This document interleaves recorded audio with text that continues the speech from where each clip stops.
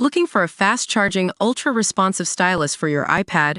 Meet the 2X Fast Charge Active Stylus Pen, designed for 2018 to 2025 Apple iPads.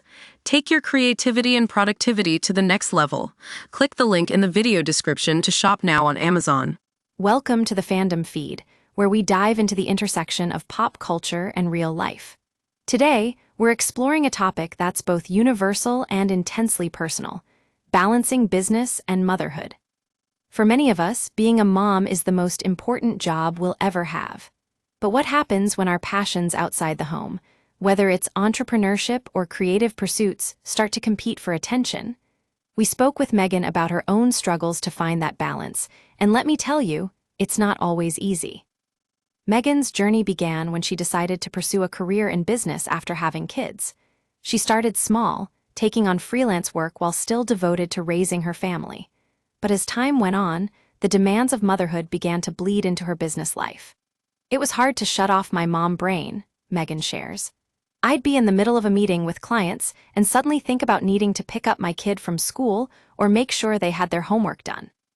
One strategy Meghan found helpful was setting clear boundaries between her personal and professional lives. She established a dedicated workspace at home where she could focus on her business without distractions.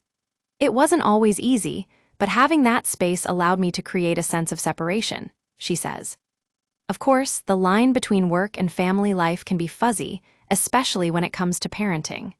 Meghan's kids were young when she started her business, and they quickly became an integral part of her daily routine. They'd come into my office with their toys and just start playing while I worked, she laughs. It was adorable, but also super distracting. Despite the challenges, Meghan persevered and found success in her business.